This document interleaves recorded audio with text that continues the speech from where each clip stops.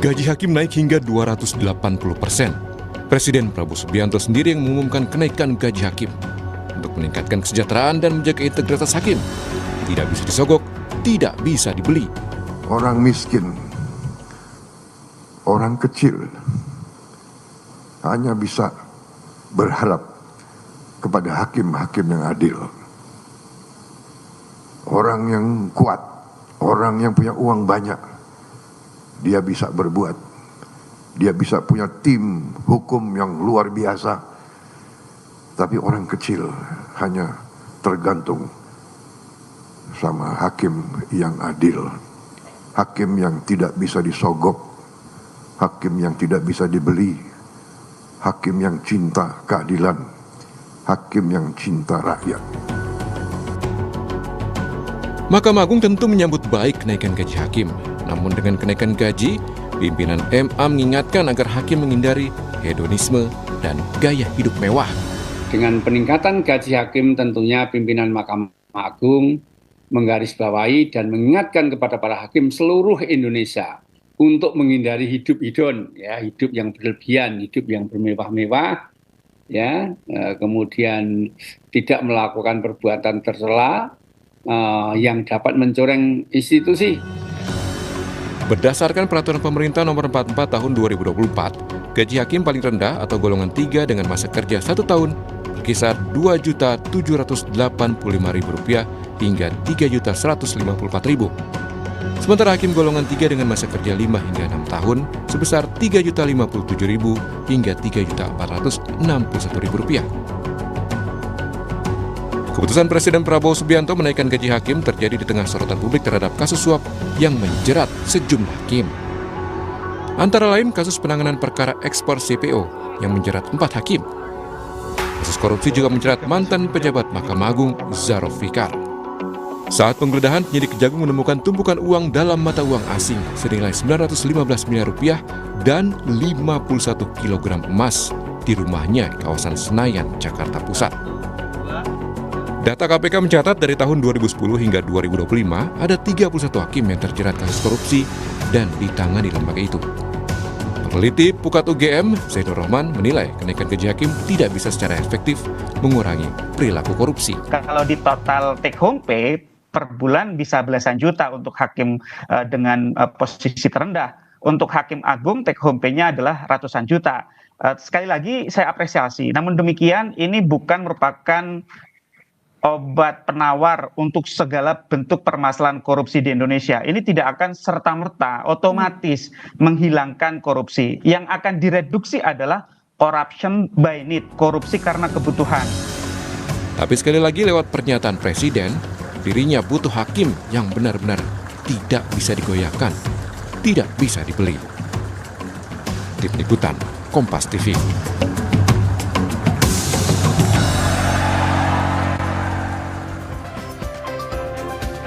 Saudara, Presiden bilang orang miskin, orang kecil hanya bisa berharap pada hakim yang adil. Kemudian seberapa besar kenaikan gaji hingga maksimal 280% ini bisa mempengaruhi kinerja hakim. Kita akan ulas bersama dengan sejumlah narasumber saudara yang hadir di studio. Ada juru bicara Kantor Komunikasi Kepresidenan, Ujang Komarudin. Selamat pagi, Kang Ujang. Selamat pagi, Bang Bremana. Assalamualaikum. Waalaikumsalam, salam sehat Kang Ujang. Kemudian ada juga yang hadir dari sambungan daring, saudara, peneliti Pusat Kajian Anti Korupsi UGM, Zainur Rohman, dan juga Hakim Konstitusi 2014-2022, Prof. Aswanto. Selamat pagi, Mas Zainur, Pak Aswanto. Selamat pagi. Baik. Pagi, Mas. Kita ke Kang Ujang terlebih dahulu nih, Kang. Ini kan gaji hakim naik ini ya. Ini sebenarnya pertimbangannya tuh apa sih? Ini kan, oke, kata Pak Presiden ini buat meminimalisasi supaya tidak ada korupsi gitu ya dari lingkungan hakim. Kemudian pertimbangan lainnya itu apa sih? Apakah utamanya itu? Karena kan kita lagi dihadapkan sama banyak hakim juga yang berkasus gitu ya belakangan ini. Dari mulai CPO, kemudian juga Ronald Tanur. Ini apa pertimbangan utamanya sebenarnya? Harapannya ada 3 hal yang diinginkan oleh pemerintah. Ya. Yang pertama, itu kalau boleh kami jelaskan kepada publik, Bang Brema ya. Pertama, integritas hakim semakin kokoh. Jadi dengan kenaikan gaji itu paling tidak mempertebal keimanan gitu, hakim. Bahwa negara, bahwa Bapak Presiden, bahwa pemerintah memperhatikan apa yang menjadi kebutuhan dan tuntutan dari para hakim itu, ingin gajinya naik gitu, dan sudah sebelumnya kan dinaikkan dan Bapak Presiden ingin menaikkan kembali gitu, dan ini jumlahnya kan luar biasa ya, yang baru gitu, yang muda itu 280%, artinya ada kepedulian dalam konteks menjaga integritas yang kokoh bagi para hakim. Dan yang kedua adalah ini soal jangan sampai mereka juga para hakim ya yang wakil Tuhan di bumi gitu tergoda. Artinya bagaimana hakim ketika gajinya sudah naik paling tidak bisa menahan godaan itu. Godaan tekanan, godaan suap, ini kan luar biasa terjadi di negara kita gitu. Oleh karena itu kita antisipasi dengan kenaikan gaji. Kepedulian Bapak Presiden ini sangat nyata dan sangat clear. Kenapa? Karena kita tahu dan sama-sama tahu dalam konteks peradilan kita kan tadi masih banyak yang minus, masih banyak yang bolong, masih banyak yang busuk. Oleh karena itu perlu kita tata dengan baik. Nah yang ketiga Bang, yaitu tentang putusan hakim benar-benar berpihak pada keadilan, bukan pada kekuasaan, apalagi tekanan politik. Ini menjadi penting kalau gerbang terakhir ya keadilan itu dipegang oleh hakim. Hakimnya memutus dengan keadilan, ini kan menjadi sesuatu yang positif bagi sistem hukum ke depan. Oleh karena itu pondasi menaikkan gaji hakim itu menjadi penting sebagai bagian daripada untuk membangun sistem hukum yang lebih komprehensif. Nah kita tahu bahwa yang paling penting bagi kita adalah bagaimana memperbaiki yudikatif ya. Kalau yudikatifnya ini bersih Bang, nanti efeknya ke yang lain akan positif, akan baik, akan bagus gitu. Karena kalau pengadilannya nggak bagus, ya mohon maaf gitu bahwa yang lain-lain juga akan busuk lagi. Nah oleh karena itu harapan keadilan itu ada di pengadilan salah satunya sebagai gerbang terakhir keadilan itu sendiri.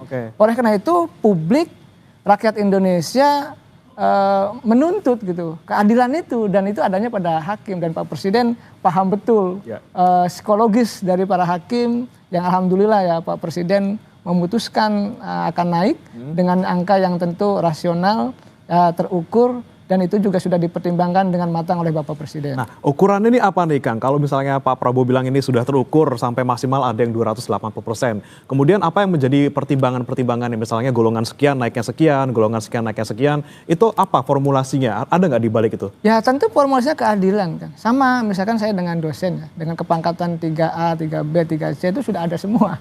Sudah ada aturannya. Dengan hakim juga sama. Tentu pertimbangannya ada pada Presiden dan tentu Menteri Keuangan yang akan mengkaji itu, dan itu sudah tuntas dalam konteks soal berapanya gitu. Yang jelas tunggu saja nanti gaji itu akan naik ya seperti yang sudah disampaikan oleh Bapak Presiden.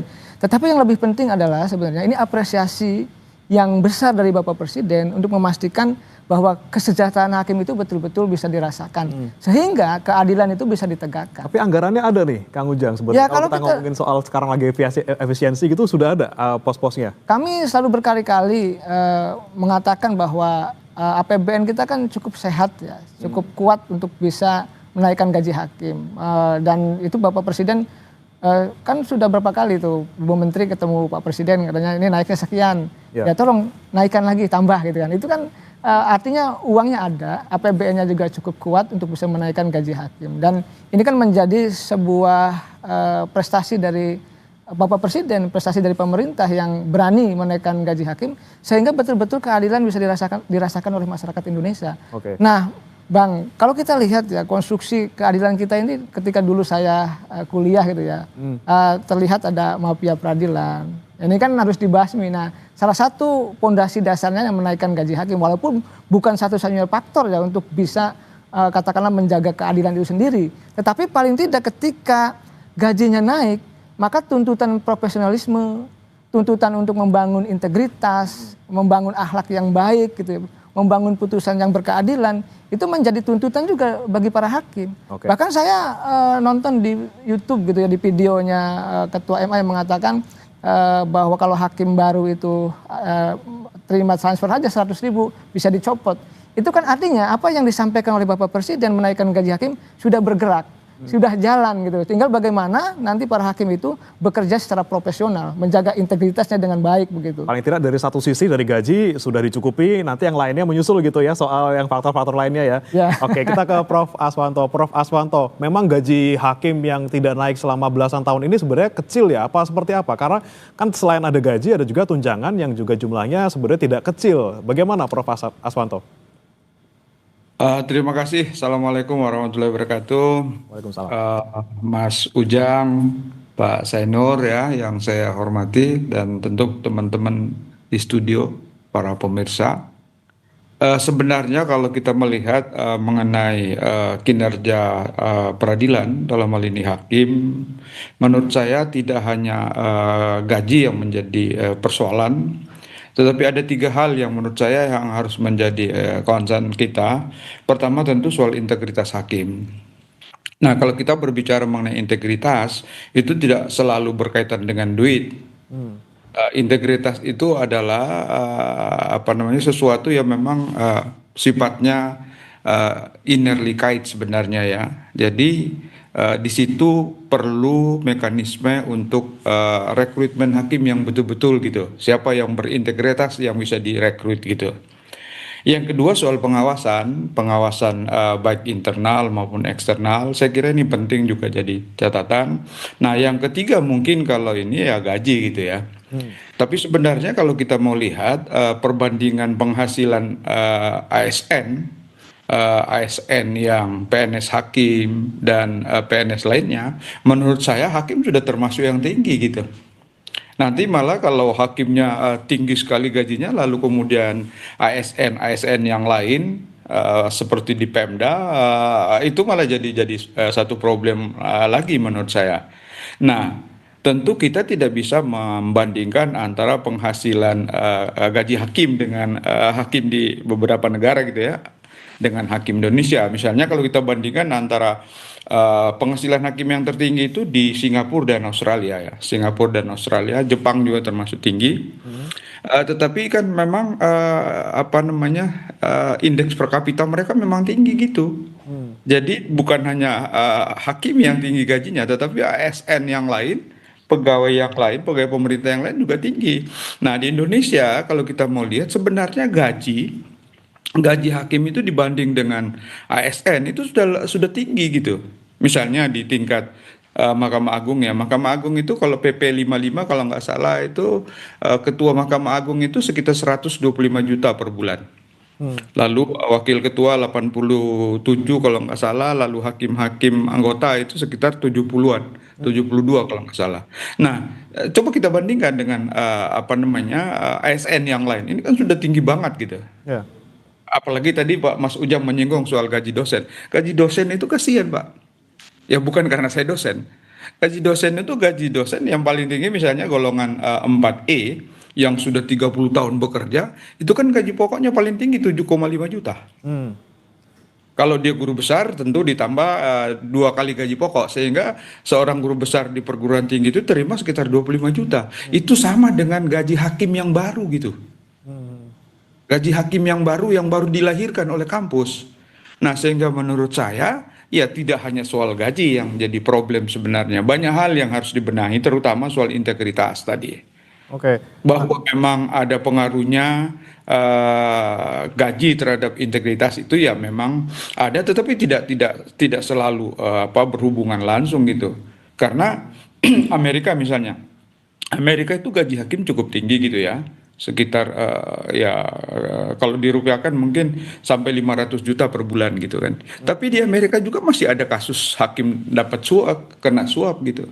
Jadi ini bukan jaminan gitu. Memang ya kalau kita secara umum melihat beberapa negara yang gaji hakimnya tinggi, itu memang tingkat penyimpangan putusan itu tidak terlalu tinggi. Ya. Tetapi ada satu yang penting, ini kebetulan ada Mas Ujang. Yang paling penting sebenarnya menurut saya hakim itu yang ya di samping mungkin kebutuhannya ada need tadi, tapi ada yang tidak kalah pentingnya menurut saya, ini menjadi catatan untuk pemerintah. Ini intervensi kekuasaan kepada hakim gitu. Banyak hakim yang kalau dipengaruhi diintervensi dengan duit mungkin tidak mempan, tapi ketika diintervensi dengan kekuasaan dia tidak bisa apa-apa gitu.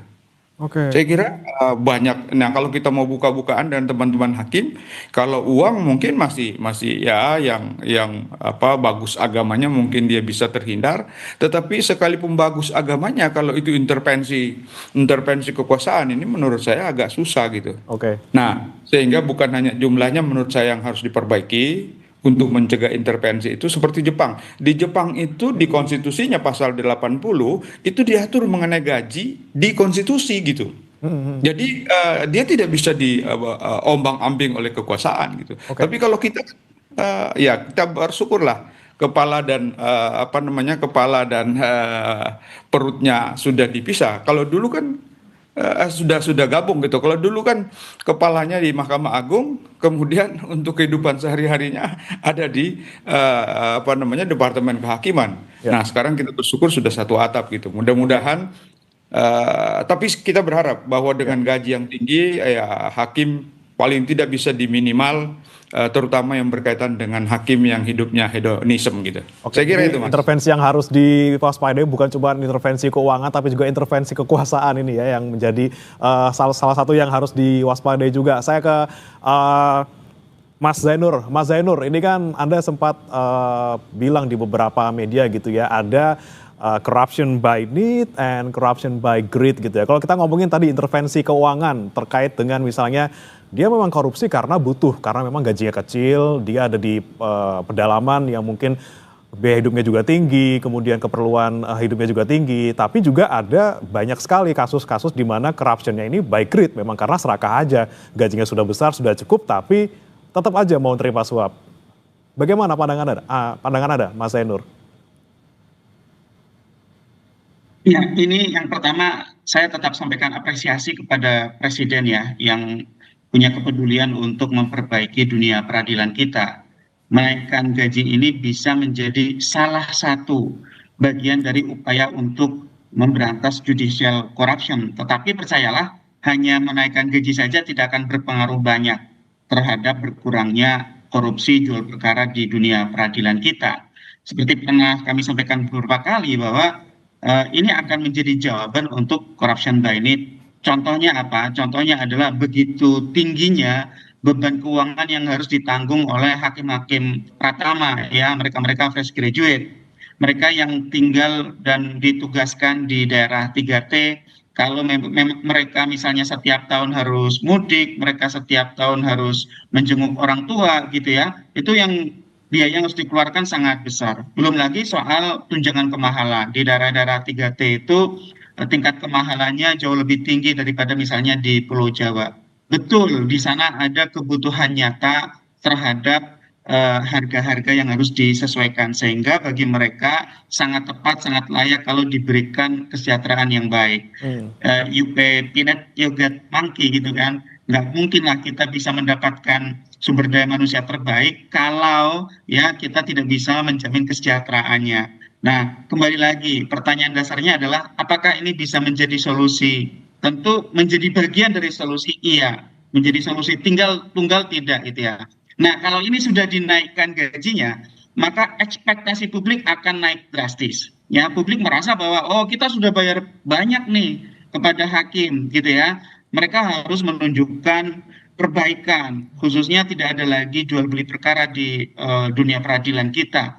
Nah, karena itu kalau nanti ini hanya berkisar hanya soal gaji, tidak diikuti dengan langkah-langkah perbaikan lain, di kemudian hari ini bisa menjadi bumerang, bisa menurunkan tingkat kepercayaan publik kepada dunia peradilan kita. Dan itu bahaya. Kenapa? Karena kalau masyarakat tidak menjunjung tinggi proses hukum, tidak menghormati hakim dan pengadilan, itu masyarakat bisa cenderung misalnya adalah main hakim sendiri, eigenrichting gitu ya. Main hakim sendiri itu kan timbul karena masyarakat tidak percaya pada proses hukum yang disediakan menggunakan mekanisme peradilan. Nah, oleh karena itu, sekarang perdebatannya harus sudah naik. Bukan lagi soal sepakat atau tidak sepakat. Saya percaya para pakar, pengamat, ahli maupun praktisi itu kebanyakan pasti sepakat dengan kenaikan gaji. Tetapi yang menjadi pertanyaan adalah langkah selanjutnya apa nih? Menaikkan gaji saja tidak akan pernah cukup gitu. Ya. Nah, tadi Prof. Aswanto sudah menjelaskan kalau soal gaji itu oke, kita dukung gitu ya, tetapi juga yang pertama proporsional. Prof. Aswanto tadi menjelaskan bagaimana nih proporsionalitasnya dengan yang lain-lain. Saya justru ingin menambahkan lagi proporsionalitasnya dengan sesama aparat penegak hukum. Ada jaksa, ada polisi, ya. Ya. Perkara di dalam perkara pidana itu kan terintegrasi, namanya Integrated Criminal Justice System. Perkara itu tidak akan pernah sampai ke pengadilan kalau di depannya itu korup. Tidak akan dibuat penyidikan, tidak akan ada penetapan tersangka. Sudah ada penetapan tersangka, sudah ada penyidikan, bisa di SD3. Kalau di depannya itu dilakukan jual beli. Pertanyaan saya, apakah polisi dan jaksa tidak dimutasi, tidak diputar seperti hakim? Sama persis. Jadi mereka juga mengalami problem yang sama, ya. Misalnya nih, lulusan-lulusan akpol atau pendidikan jaksa, mereka kan akan disebar ke seluruh Indonesia. Gaji dan penghasilan mereka itu jauh di bawah hakim. Nah, ini juga harus dipikirkan proporsionalitasnya oleh pemerintah. Mereka juga harus disesuaikan juga, dijamin juga tingkat kesejahteraannya. Yang kedua adalah pegawai di internal pengadilan itu sendiri. Kasus-kasus korupsi yang terjadi di dunia pengadilan selalu melibatkan pegawai negeri sipil di pengadilan. Bahkan biasanya mereka menjadi perantara. Cek saja kasus Ronald Tanur. Atau misalnya Zorof Rikar. Zorof Rikar itu bukan hakim, itu PNS karir. Punya uang 1 triliun di bantalnya gitu ya. Bayangkan, sekarang kita tanya, bagaimana kesejahteraan panitera pengganti, jurusita, maupun PNS secara keseluruhan di internal pengadilan. Silakan dicek, mereka penghasilannya kurang lebih sama dengan PNS di luaran, sangat jauh dengan hakim. Nah, maka ini perlu diperbaiki, harus ada proporsionalitas. Kalau tidak, pintu korupsinya, pintu maklar kasusnya tidak akan berubah, tidak akan hilang. Yang ketiga, soal pengawasan. Bagaimana pengawasan yang dilakukan secara internal maupun eksternal? Kita tahu di dalam undang-undang kita, KY posisinya sangat lemah.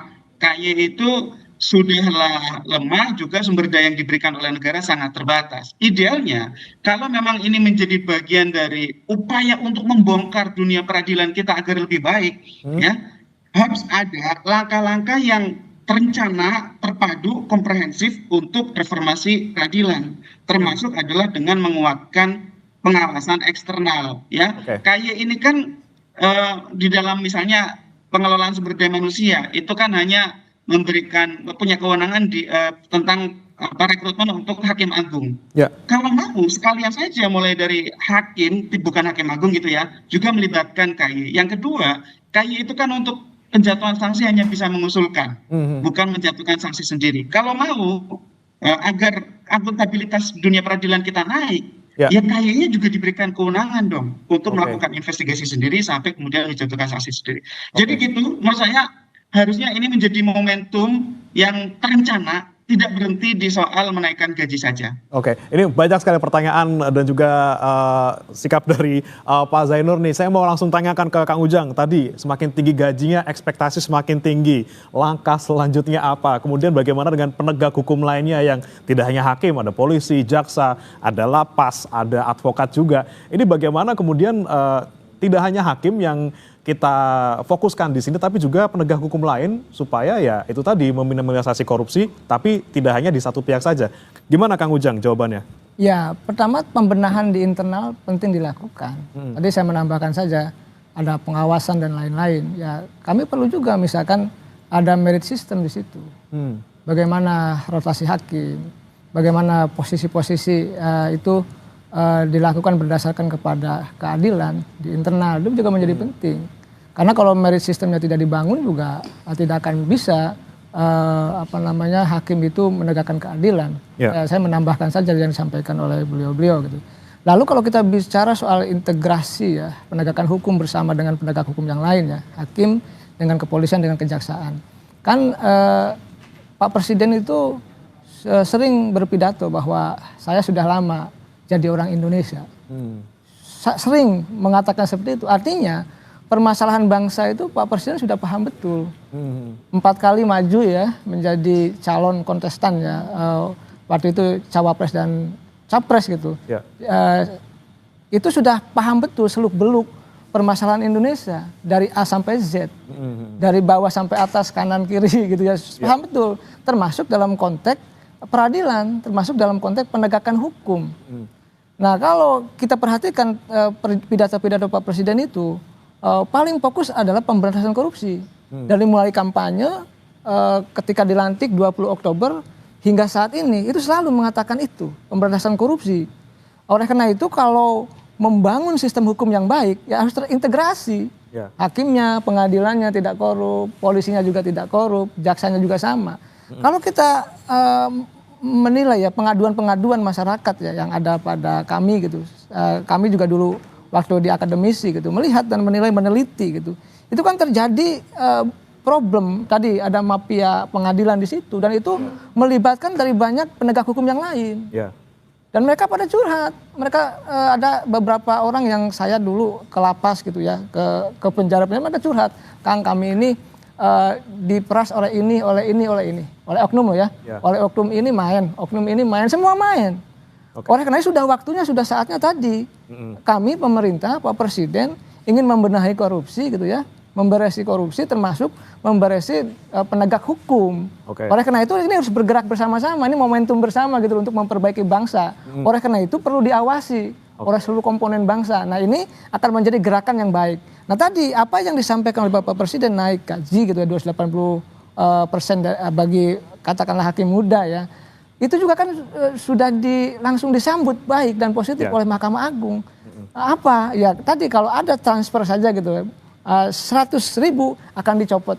Itu kan gerakannya jalan gitu. Oleh karena itu ini harus dilakukan juga di kepolisian dan di kejaksaan gitu, termasuk di KPK. Nah berarti kalau kayak gitu yang dari polisi, kemudian KPK, kemudian jaksa ini juga dinaikin gajinya juga nih kira-kira Mas? Soal kita lihat nanti ya, kalau sudah proporsional sudah cukup ya tidak. Nah oleh karena itu yang penting bagaimana memastikan kinerja kejaksaan itu makin kita dorong, makin kuat. Dan kita lihat sudah terungkap kasus-kasus besar. Nah bagaimana sekarang menaikkan kinerja kepolisian agar betul-betul kepolisian itu dicintai oleh masyarakat. Apakah nanti gajinya sudah cukup kalau atau ada masalah lain nanti akan kita lihat, akan kita bahas Kang Ujang ya? Kita panjang ceritanya. Yang pasti yang jelas saat ini adalah negara membutuhkan pengadilan yang bersih, membutuhkan polisi yang bersih, membutuhkan kejaksaan yang bersih. Ini yang kita harapkan bersama-sama, itu tuntutan rakyat harus kita bangun dan harus kita kuatkan bersama-sama. Oke baik, kita akan bahas kembali saudara, tetap bersama kami di Sapa Indonesia Pagi setelah satu ini.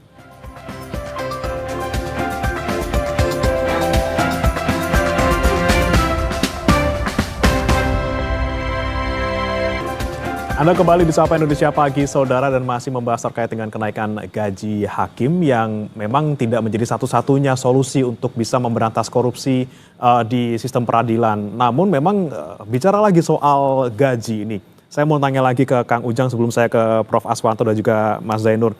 Ini sebenarnya kalau kenaikan gaji ini kan sebenarnya kan merata ke semua hakim di Indonesia, walaupun angkanya berbeda-beda nih, Kang Ujang. Apakah tidak ada pertimbangan misalnya kita akan naikkan gaji ke orang-orang yang memang punya kinerja bagus saja, yang kualitasnya bagus saja. Ini kan merata semuanya, ada yang kinerjanya blee dalam tanda kutip, ada yang kinerjanya bagus gitu kan. Nah ini apakah tidak ada pertimbangan di balik itu semua ketika kita menaikkan gaji berdasarkan kinerja seperti itu? Ya pertimbangan keadilan berdasarkan fungsi dan kewenangan yang dimiliki oleh para hakim kan. Berdasarkan golongan itu? Masuk golongannya, jabatannya kan itu. Dan itu kan keadilan yang memang umum merata ya dalam konteks di semua profesi apapun. Gitu. Tadi saya menjelaskan gitu, saya dosen ya gajinya sesuai dengan jabatan saya, sesuai dengan profesi saya, sesuai dengan kepangkatan saya. Itu menjadi penting. Di hakim juga sama. Oleh karena itu ini kan keadilan yang ingin dibangun oleh Bapak Presiden. Jadi semuanya sesuai dengan kepangkatan dan golongannya. Gitu. Itu menjadi sesuatu yang pas, yang cocok, yang objektif, yang rasional, yang bisa dilakukan oleh negara kepada para hakim. Dan bagaimana sambutannya luar biasa kan. Artinya ini kan betul-betul kebijakan Bapak Presiden yang mendapatkan apresiasi dari semua komponen bangsa. Dari tadi semua, dari Pak Prof, dari Bang Zainur, dari semua pengamat, itu banyak. Artinya ini langkah awal yang tepat, yang baik, yang berkeadilan, memastikan bahwa gajinya itu sesuai dengan tadi ya kepangkatan dan golongan yang disandang oleh para hakim itu. Dan itu menjadi positif dan baik. Karena kalau nanti yang buruk dan lain sebagainya nanti ada ukuran yang lain lah. Itu kan ada penilaian internal di MA sendiri ya.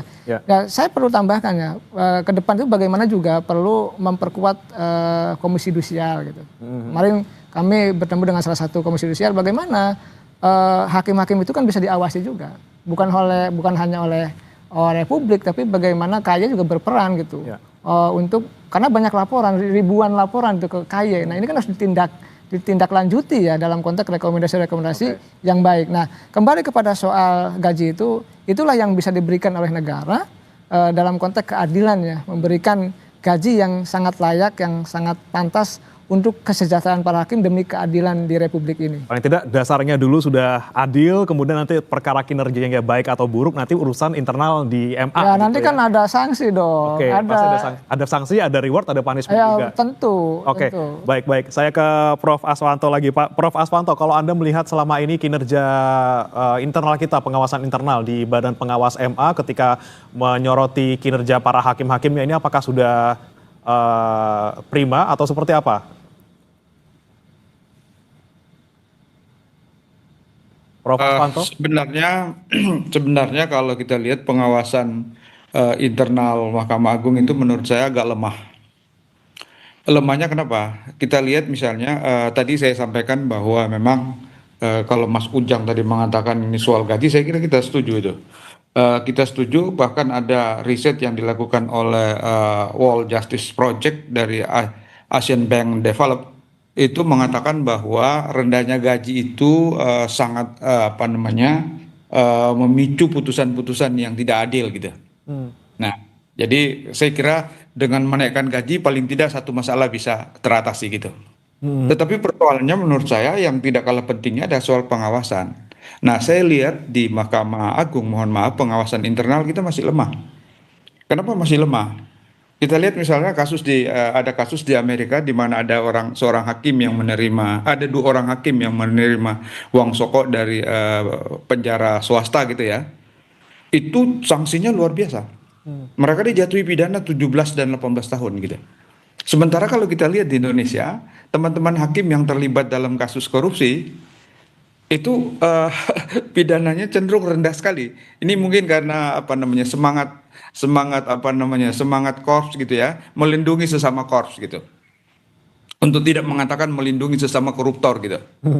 Kita lihat hakim-hakim yang terbukti melakukan tindak pidana korupsi di Indonesia itu hukumannya sangat rendah. Dan ini kan bisa menjadi salah satu pemicu hakim, ya udahlah. Nanti kalau terbukti kita korupsi kan yang periksa kita kawan kita hakim, ya sudahlah dia akan kasih hukuman yang rendah. Nah ini yang menurut saya lemah. Oleh sebab itu menurut saya mestinya, saya setuju dengan Pak Zainur Rohman tadi dengan Mas Ujang, kewenangan KY itu mesti diperkuat Pak. Kalau kewenangan KY diperkuat, KY diisi oleh orang-orang yang punya komitmen yang luar biasa untuk memperbaiki peradilan, dan dia diberi kewenangan misalnya untuk menjatuhkan sanksi, saya kira ini satu masalah bisa teratasi. Tadi Mas Nur betul, kalau ada hakim yang melakukan pelanggaran etik yang menjadi kewenangan KY, itu kan sanksinya diusulkan ke Mahkamah Agung. Dan banyak sanksi-sanksi yang diusulkan oleh KY ke Mahkamah Agung itu tidak ditindaklanjuti oleh Mahkamah Agung. Nah ini mungkin itu tadi sesama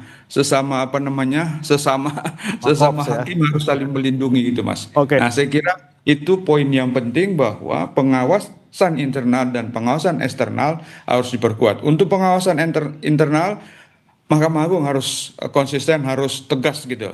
Termasuk kalau jika ada hakim-hakim yang terbukti melakukan tindak pidana korupsi, mestinya sanksinya harus diperberat. Jangan justru diringankan gitu sanksinya. Yang kedua, lembaga pengawas kita KY mesti diberi kewenangan yang besar gitu. Kita lihat misalnya KY yang dulu diberi kewenangan untuk mengawasi hakim Mahkamah Konstitusi, ya karena hakim Mahkamah Konstitusi itu powerful, dia batalkan pasal yang memberi kewenangan untuk mengawasi dirinya. Akhirnya kan terjadi juga penyimpangan di Mahkamah Konstitusi. Sama-sama kita paham. Ada penyimpangan keuangan, misalnya ada mantan hakim yang terbukti melakukan tindak pidana korupsi dan sebagainya gitu. Karena ini lepas dari pengawasan. Nah, mestinya Mas Ujang ini, mumpung Mas Ujang, tolong deh kayak diberi kewenangan yang bagus Mas Ujang. Tidak hanya mengawasi tetapi diberi kewenangan untuk menjatuhkan sanksi. Oke, tidak hanya internal Udah, tapi itu. juga eksternal. Tapi saya mau ke internalnya lagi nih, Prof. Aswanto. Ya, Ini kan ya. ada pernyataan dari Ketua MA bahwa nanti bakal dikasih namanya mystery shopper atau pengawas rahasia gitu ya. Hati-hati, nanti bakal ada kacamata, ada kameranya, ada di bolpen. Dia sudah bilang seperti itu. Nah, ketika Ketua MA sudah bicara seperti itu, apakah memang nanti bisa dipastikan itu berjalan dengan baik untuk bisa mengawasi hakim-hakim kita yang kira-kira terima suap langsung ditindak? Gimana, Prof. Aswanto? Saya kira kita tidak boleh seuzon. Saya kira kalau ada keinginan seperti itu dari pimpinan tertinggi peradilan ya, peradilan umum Mahkamah Agung, saya kira kita harus mendukung itu. Kita harus mendukung itu. Memang harus dicari sekian strategi atau banyak strategi untuk bagaimana mengawasi hakim ini. Karena itu tadi makanya harus seiring semua perbaikannya. Integritas dari awal harus diperbaiki, mekanisme rekrutmen hakim harus diperbaiki gitu. Yang memang tidak memenuhi persyaratan dari awal secara psikologi memang tidak bisa diperbaiki, ya jangan diterima dong jadi hakim. Ya. Jangan diterima. Dan kita berharap ya kalau hakim sih saya kira masih lumayan ya. Tidak terlalu banyak informasi yang mengatakan bahwa untuk menjadi hakim harus membayar gitu ya. Tetapi misalnya di polisi, di jaksa, itu banyak informasi yang kita dapat bahwa untuk menjadi polisi, untuk menjadi jaksa harus bayar. Nah, saya kira kita berharap sebenarnya Mas Ujang sebagai seorang akademisi yang masuk di dalam sistem pemerintahan, tolong deh ini betul-betul diseriusi karena kalau menurut saya seperti yang Mas Zainur katakan tadi, ya ini integrated criminal justice system nggak bisa berhasil dengan baik kalau tidak diperbaiki secara menyeluruh gitu. Oke. Polisinya harus diperbaiki, jaksanya harus diperbaiki, lawyernya juga harus diperbaiki. Jangan asal teman-teman peradi jangan gampang memberikan izin praktek untuk seorang pengacara yang memang kita tahu bahwa dia tidak punya integritas yang bagus gitu. Oke, baik. Itu saya kira. Baik, saya ke Mas Zainur lagi. Mas Zainur, banyak sekali poin yang disampaikan oleh Kang Ujang dan juga Prof. Aswanto tadi, terutama terkait dengan pengawasan, baik internal maupun juga eksternal. Yang kita soroti juga mungkin KY tidak punya kewenangan yang sebegitu besarnya untuk menindak hakim-hakim yang nakal. Mungkin hanya bagian etisnya saja gitu. Apa yang bisa Anda cermati, Mas Zainur?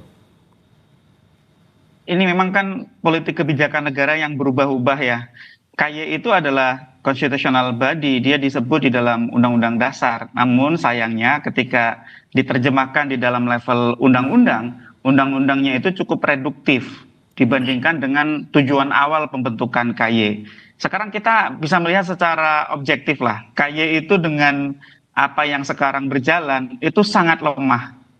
Bahkan kehadirannya dan ketidakhadirannya itu agak susah untuk dibedakan gitu ya. Ada dan tiadanya seperti tidak ada bedanya. Tentu kan ini sebenarnya menyedihkan. Bukan KY yang butuh, tetapi dunia peradilannya yang butuh. Butuh pengawasan eksternal gitu ya. Jadi masyarakat yang butuh KY untuk mengawasi Mahkamah Agung dan badan peradilan di bawahnya. Dulu kata Prof. Aswanto betul pernah mengawasi MK, undang-undangnya sudah pasalnya dibatalkan gitu. Nah oleh karena itu menurut saya, jika ini negara serius untuk ingin memperbaiki dunia peradilan kita, salah satunya adalah harus melakukan revitalisasi komisi yudisial. Ya, seperti halnya bagaimana dulu para perumus Undang-Undang Dasar perubahan itu membuat komisi yudisial. Satu yang paling penting menurut saya adalah memberikan kewenangan kepada KY, tidak sekadar rekomendasi, tetapi juga dapat menjatuhkan sanksi etik. Tentu nanti bisa dibuatkan forum lagi untuk adanya keberatan, adanya banding gitu ya, atau mungkin bisa juga dibuat gradasi ya untuk sanksi ringan dan sedang, tetapi untuk sanksi berat misalnya itu harus bersama dengan Mahkamah Agung, tidak apa-apa. Tapi jangan seperti sekarang. Kayaknya sekarang sangat disayangkan menurut saya kewenangan yang diberikan sangat terbatas. Yang kedua, bagaimana agar KY itu juga menjadi center of excellence untuk integritas hakim. Jadi sudah ada usulan ya, sudah ada kajiannya juga agar KY itu dijadikan sebagai lembaga yang menanamkan nilai-nilai integritas untuk Mahkamah Agung dan badan peradilan di bawahnya. Dalam bentuk apa ya? Dalam bentuk diklat ya, dalam bentuk sosialisasi dan seterusnya, termasuk menjaga integritas hakimnya begitu ya.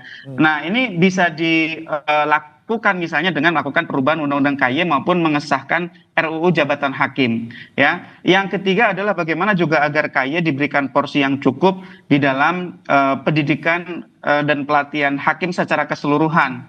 Jadi nanti bisa terlihat tadi Prof. Aswanto menekankan soal merit system. Mana yang berkualitas, mana yang tidak, mana yang titipan, mana yang murni, mana yang berintegritas, mana yang tidak. Itu kan semuanya bisa dikelola secara terpadu.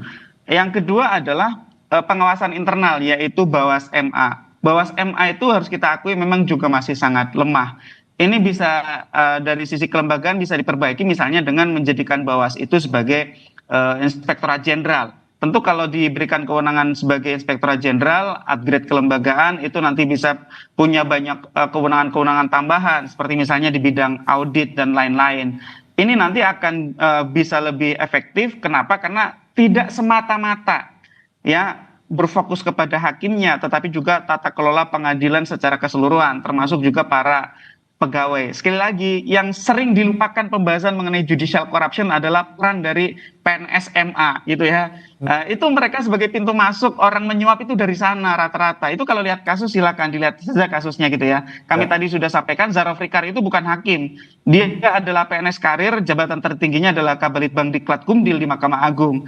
Bagaimana mungkin ya sebuah perkara itu sampai kepada meja hakim dengan diatur tanpa ada perantara. Nah, siapa perantaranya? Mereka-mereka ini para PNS di pengadilan, termasuk panitera pengganti atau bahkan lewat jurusita atau lewat sekretaris pengadilan dan lain-lain. Sehingga kalau Bawasnya diubah menjadi inspektorat, itu nanti akan menjadi lebih terpadu, akan sumber dayanya akan semakin menjadi lebih besar, kewenangannya akan juga menjadi di-upgrade gitu ya, sehingga itu akan membaik. Yang terakhir dari saya sih, menurut saya yang paling penting adalah bagaimana untuk memperbaiki kulturalnya, Mas. Oke. Kultural di MA ini kan sudah berlangsung puluhan tahun ya, harus diakui ada kebiasaan gift giving ya, memberi dan menerima pemberian yang tidak boleh gitu ya, gratifikasi gitu ya.